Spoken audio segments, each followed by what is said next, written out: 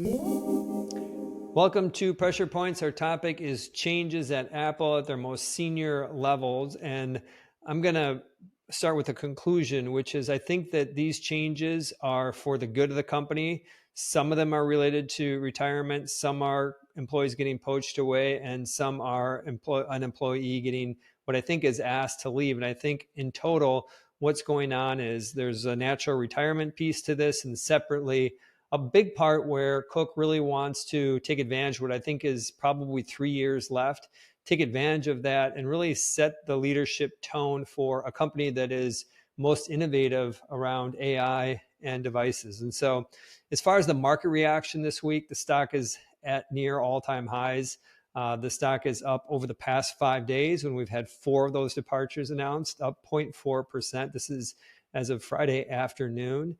And that compares the NASDAQ up about 1.7%. So it has lagged. But if you look at Apple's shares over the past 3 months, they're up 18% and the NASDAQ's up 8%. And so overall, I think it's important during this conversation about what's going on with the leadership. I think it's important to note that the market is at least voting that this is a neutral or a positive in terms of what's going on. So that begs the question, what is going on? And there are 3 buckets of changes that have happened. First is those that are retiring. And this is the largest group. These are 5 executives.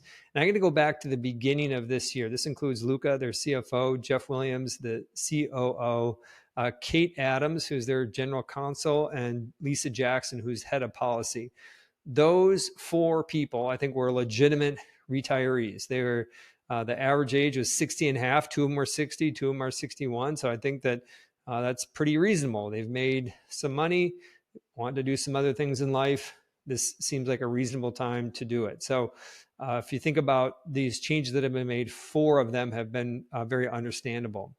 The second group is the group that's been poached. And the biggest would be, I think, Alan Dye, who is the head of design. He, of course, this week went over to Meta. My sense is he's probably got around a $500 million package over a 5-year period, a lot of options involved with that kind of pay package. But he has left. And earlier this year, there have been another 3 high-level leadership people around robotics and machine learning that have also gone over to Meta. And so I'd put there's been 4 leaders that have moved over, been poached to Meta. As a quick aside, I do believe that if Tim really wanted to keep Alan, they could have found a way to make it happen.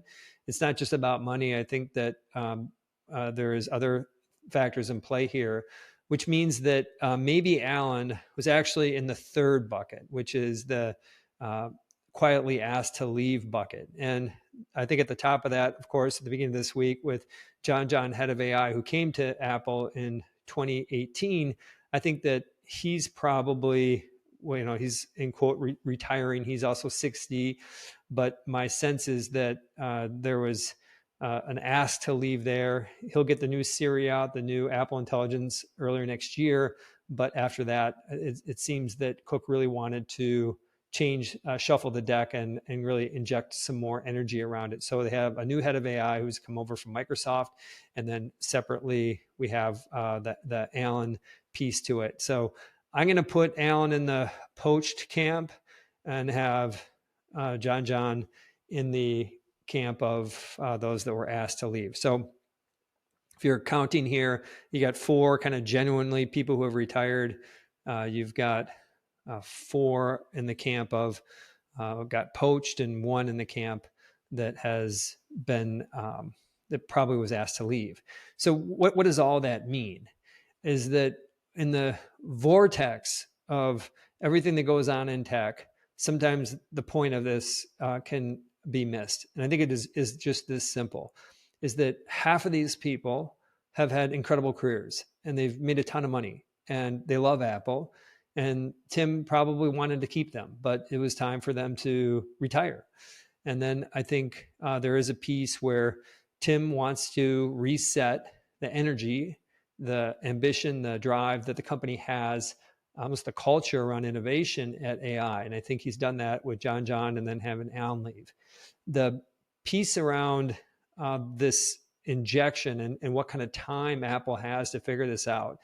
I just want to stress that this is a great time for him to be making these changes, because ultimately Apple has a lot more time than people realize to figure AI out. Is that there has been no consumer AI device that's captured attention. Yes, we're waiting to see what Johnny Ive is going to do next year. But at the end of the day, Apple is just part of the fabric of a lot of consumers' lives. And what I estimate to be 1.3 billion active users, they're just not going anywhere. And so even if Apple falls short of the mark with whatever comes out with the new Siri early next year, yes, the market's going to be disappointed, but ultimately they're going to get it right. And I think that is an important point in the near term, and really stress test what Tim is doing also in the near term around this leadership. Is that now is the time to be making these changes, to be thinking about what the product roadmap is in 27 and beyond. And so overall, I think that these are positive announcements. As a postscript, I believe that the iPhone's doing better than expected for the December quarter. I think that they're going to exceed the numbers, and I continue to believe shares of Apple are going to be the best performing Mag 7 through the spring. So on behalf of Pressure Points, I'm Gene. Bye for now.